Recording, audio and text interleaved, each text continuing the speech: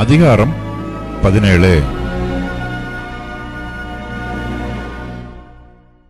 பின்பு கர்த்தர் மோசேயை நோக்கி, நீ இஸ்ரவேல் புத்திரரோட பேசி அவர்கள் பிதாக்களின் வம்சங்களாகிய ஒவ்வொரு வம்சத்தினுடைய பிரபுவினிடத்தில் ஒவ்வொரு கோலாக 12 கோலை வாங்கி அவனவன் கோலில் அவனவன் பெயரை எழுதுவாயாக.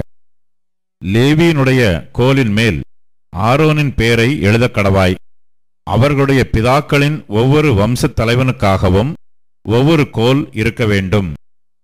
அவைகளை ஆசரிப்பு கூடாரத்திலே நான் உங்களை சந்திக்கும் ஸ்தானமாகிய சாட்சிப்பெட்டிக்கு முன்னே வைக்க கடவாய். அப்பொழுது நான் தெரிந்து கொள்ளுகிறவனுடைய கோல் துளிர்க்கும். இப்படி இஸ்ரவேல் புத்திரர் உங்களுக்கு விரோதமாய் முறுமுறுக்கிற அவர்கள் முறுமுறுப்பை என்னை விட்டு ஒழிய பண்ணுவேன் என்றார். இதை மோசே இஸ்ரவேல் புத்திரரோடே சொன்னான்.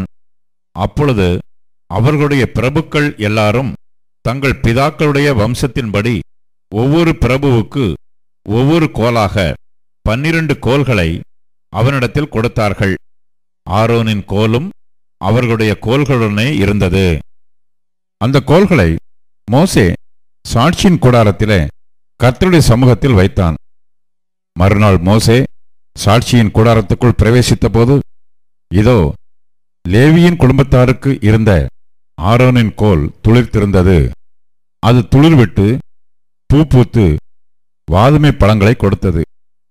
அப்பொழுது மோசே கர்த்தருடைய சமூகத்திலிருந்த அந்த கோல்களையெல்லாம் எடுத்து இஸ்ரவேல் புத்திரர் எல்லாரும் காண வெளியே கொண்டு வந்தான்.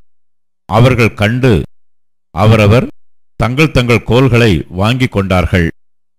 அப்பொழுது கர்த்தர் மோசேயை நோக்கி, ஆரோனின் கோல் அந்த கலகக்காரருக்கு விரோதமான அடையாளமாகும் பொருட்டு அதை திரும்பவும் சாட்சி பெட்டிக்கு முன்னே கொண்டு போய் வை. இப்படி அவர்கள் எனக்கு விரோதமாய் முறுமுறுப்பதை ஒழிய பண்ணுவாய். அப்பொழுது அவர்கள் சாகமாட்டார்கள் என்றார். கர்த்தர் தனக்கு கட்டளையிட்டபடியே மோசே செய்தான். அப்பொழுது இஸ்ரவேல் புத்திரர் மோசேயை நோக்கி, இதோ செத்து அழிந்து போகிறோம், நாங்கள் எல்லாரும் அழிந்து போகிறோம். கர்த்தரின் வாசஸ்தலத்தின் கிட்டே வருகிற எவனும் சாகிறான், நாங்கள் எல்லாரும் செத்துத்தான் தீருமோ என்றார்கள்.